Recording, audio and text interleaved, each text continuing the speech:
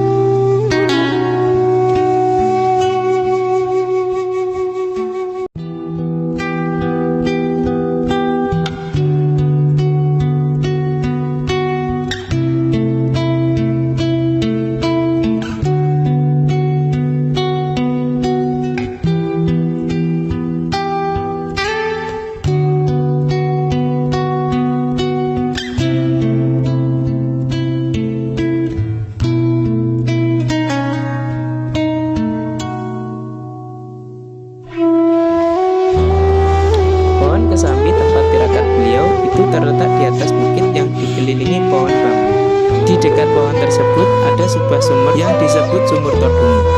Sumur inilah yang menjadi tempat keperluan beliau untuk minum dan wudhu. Todungi ini berasal dari ekodungi yang berarti ditutupi. Konon, sumur tersebut tertutup oleh batu yang dengan izin Allah Subhanahu wa Ta'ala melalui karomah Kiai Abdul Manan atau Syekh Abdul Manan. Tutup sumur tersebut bisa terbuka dengan sendirinya manakala diperlukan beliau.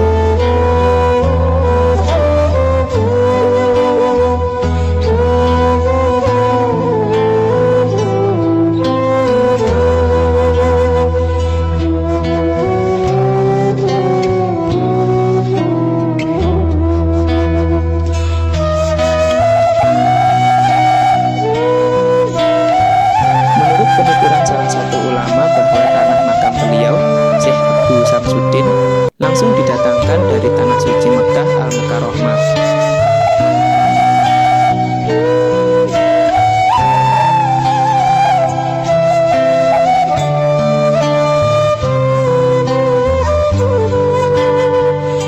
Beliau telah melahirkan santri-santri besar yang luar biasa.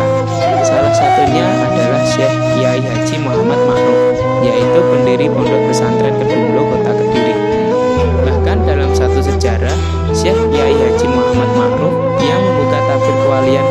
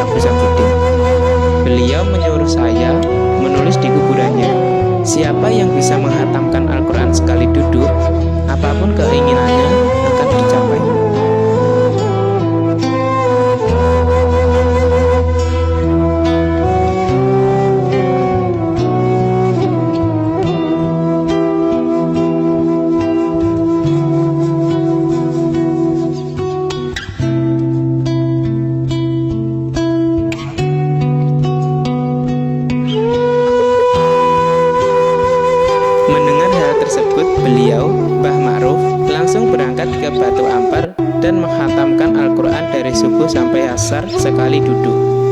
Selesai menghatamkan Quran, seketika datang angin lesus menerjang tubuh beliau. Perasaan beliau saat itu kepalanya dipegang dan ditumpahi nasi kuning hingga beliau muntah berak.